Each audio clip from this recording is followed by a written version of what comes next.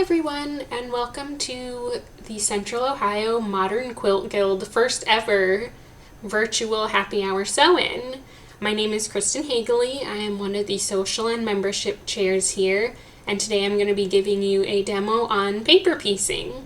We're going to start with some project samples, and then I'll talk a little bit about the tools that I use, and then we'll do a pineapple block demo that you see in the picture here. This pineapple block is from Fat Quarter Shop. They carry different pads of foundation papers pre-printed with different block designs. Great way to use up scraps. The pieces in here are about 2 inches wide by varying widths. Let's get started looking at a few samples. So Alicia and I were recently on a cruise with Tula Pink and Sassafras Lane, and one of the projects we did was one of the blocks from their Arcadia Avenue book. So this is all paper piecing. It's eventually going to be turned into a pillow. But this is a little bit what the papers look like, so you can kind of see there's lines on there that you're going to be sewing the fabric to and then trimming it down. So that's kind of like a medium-sized project there. There's also really tiny ones. This is a Goosey Goose and Allison Glass collab called the Mini Series. So this is their log cabin block. So there's actually 47 pieces in this block, and it's 4.5 inch square finished. So really tiny piecing there. Another kind of famous paper piece pattern is Judy Niedermeyer. So I started her Mariner's Compass years ago. I'm almost done with it, but this is what that looks like. So this is all paper pieced here. Kind of get it in the frame there. So this is a quarter of the center of what this quilt is going to be. And then finally, another Allison Glass that I have here is her Feathers quilt. This is a really nice one because it has a lot of big pieces in it, if there's a fabric that you kind of want to show off. So Tula came out with a line a few years ago called Elizabeth, and I really loved the heads in it. So I used that for this pattern, but since it's paper piece, it's really easy to kind of fussy cut what you want. So you can get the head in there really easy. But this was a great pattern for beginners who have never paper pieced before. But for our demo today, I am going to be using Fat Quarter Shop's pineapple paper piecing blocks. So this, you need your paper piecing paper. Some patterns you have to actually print or photocopy the templates yourself, like the mini series template or patterns we talked about. I just print them on tracing paper, and then once you're done sewing, you'll rip that off. But you can also buy foundation paper piecing paper. It feels kind of similar to a coloring book page. So you need your pattern and your paper. You're going to need something to trim your blocks with, or trim your seams with. What I like to use is the outer quarter ruler. So this is just a ruler that has a channel here that's 1/4 inch, and then you lay that with your fabric kind of butting against that corner, and you trim it, and then you have an exact 1/4 inch there.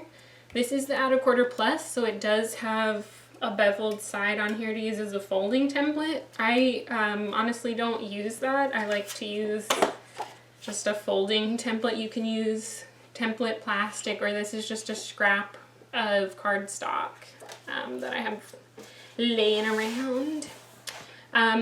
I do like to use an open toe foot on my sewing machine so I can actually see the lines on the foundation paper. You're actually going to be sewing on the paper, not on the fabric, so the fabric will be under the paper. it'll make sense when we get over to the machine, but the open toe foot's very helpful. Rotary cutter. If you don't have the out of quarter ruler, honestly, just plain old ruler will work. You just need to remember to line it up on the 1/4 inch. And then I like to use glue to set my first piece in place. So let's get started.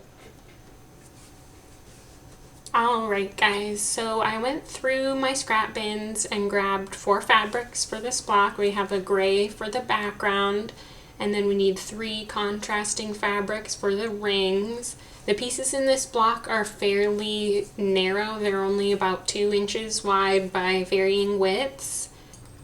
And you'll find a cutting guide included with whatever pattern you're working with. So Fat Quarter Shops is on the inside flap here. And you will find with paper piecing that the pieces are going to look a lot bigger than what you need. And there's a reason for this, because we're going to be trimming them after we sew. Now, public service announcement. Don't try and be a hero using tiny little pieces for your paper piecing. Cut nice, big, generous sized pieces, or at a minimum follow the cutting guide, because you're going to find if you're using too small of pieces, you're going to have to rip seams out. They're not going to line up. You want a little bit of wiggle room, so be generous. This paper piecing isn't really a project you want to use your really expensive out of print or fabrics that are precious to you, because we are going to be trimming and tossing those seam allowances, so just keep that in mind. Okay, speech over. I'm going to get these trimmed and pressed, and I'll meet you over at the sewing machine. Okay, so I've got all my pieces pressed and trimmed. I just followed the cutting guide that was included with the pattern. Some of them are a little bit bigger than what's required, but that's okay. We don't really need to be exact. I just kind of went with what was already in my scrap bin. But if we take a closer look at the pattern paper here, we're literally just going to be going in numerical order. So we're going to start in the middle with 1 and then go across to 2, 3, 4, 5, 6, 7, and so on until we get to the outer edge of the block. Other than the center block, for the most part, we're going to be doing everything exactly the same kind of steps. What I usually do when I'm paper piecing is I fold back the pattern paper, trim my seam allowance, line up the next fabric, and then stitch. So the only one that's a little different is the center block. So I have this nice big piece of fabric here. I'm just going to check to make sure that it's actually going to cover plus 1/4 inch, that number 1 block there. If you aren't quite sure, you're second guessing, just flip your paper over and you can trace that line on the back. This is one of the reasons why I like to print my patterns on tracing paper, so I can see the pattern on both sides. But this one was already pre-printed, so I'm just going to use a pencil to trace that out real quick. I now have a guide to follow for my placement line, so I'm going to go ahead and add a little glue here. This will hold my first piece in place. This is the only piece we're going to be attaching in this way, but yeah, just a little bit of glue there, smooth it out, and then I'm just going to flip up the edges here to make sure that I did get it at least 1/4 inch all around. So now that piece 1 is attached, we're kind of going to get into the groove of paper piecing. From here on out, the steps are going to be the same each time. So we're done with piece 1, now we're going to move on to 2, and to do that we're going to be working on the line between 1 and 2. So you're always kind of working on the line that's between your 2 pieces. So the first thing we're going to do is fold the paper on the line between 1 and 2. So this is where your folding template's going to come into play. So grab your folding template, or if you're using the 1/4 plus ruler, and you're just going to line it up on that line there and fold back the paper and then give it a nice crease, and then you're going to grab your ruler, or if you're using the 1/4, you'd line it up with that channel. I'm just going to use my regular ruler here to show you. You don't really need a special ruler. So I'm lining it up. Remember the 1/4 inch, that's super important. And then just trim off that extra and put that off to the side. So what we've essentially just done is trimmed out our seam allowance, and this is what we're going to use to line up that next piece. So we're going to take piece number 2, and if we have the edges even, we know we have a perfect 1/4 of an inch there. And then what we're going to do is just open up that paper and sew on that line between pieces 1 and 2.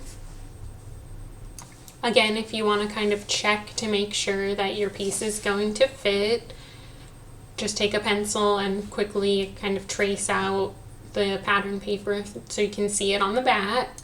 I'll then use my thumb to kind of hold the sketched line in place as if that was my seam, and then I'll flip back to check to make sure I have enough room for the fabric and a 1/4 inch seam once it's trimmed. Once you are confident that the piece is going to fit, go ahead and open up your pattern paper and stitch down that line. Alright, so it's time to get started stitching. Again, you'll notice I do use that open toe foot when I'm paper piecing. I generally will do all my regular piecing with a walking foot, but I don't find that it makes a huge difference for paper piecing, and I like being able to see more with the open toe foot. But if you want to use a walking foot, you definitely can.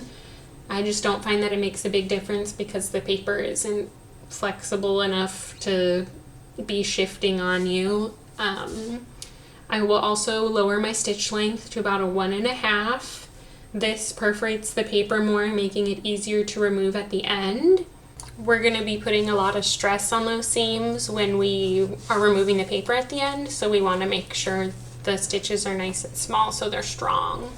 And then the last thing is, if you have a machine with a knee lift, I definitely recommend using that. It makes it a lot easier to make those kind of minute adjustments to make sure you're exactly on the line. I can just lift up my foot just ever so slightly without having to take my hands off the project. So I'm going to go ahead and sew this seam. I will start a few stitches before the line starts, and then I will also sew past the line a few stitches. At least 2 or 3, and you can definitely go further because it's going to be trimmed off anyway, but this will prevent you from having holes at the ends of all your seams. So we can go ahead and open this up and then press it to the side and get number 3 trimmed. So now that I have piece 2 pressed to the side, I'm going to go ahead and flip over my piece. Let me kind of adjust it here so it's on the camera a little bit better. And then we're going to grab our folding template and do the same thing as we did for the last one. Line it up on that line between 1 and 3 and fold back the paper, crease it, and trim our 1/4 inch seam allowance. So again, from here on out, we're going to be repeating all the same steps. Fold back the paper, trim your seam allowance, add your next piece, stitch on the line, press the piece to the side, and repeat until the end of the block. I now have my next piece added, so I'm going to go ahead and do the same thing. Now this one is a little bit different because I have a couple different seams because remember we were sewing past the lines, so those are on there. That's okay. I just go ahead and fold over everything, and then I just kind of unzip the fabric from the paper. The paper is going to rip a little bit, and that's totally fine. If you do have big holes in your paper, just kind of mend it back together with some Scotch tape. Just be careful when you're pressing if you did have to tape your paper. And now we are ready for piece 4. Let's get this block finished up.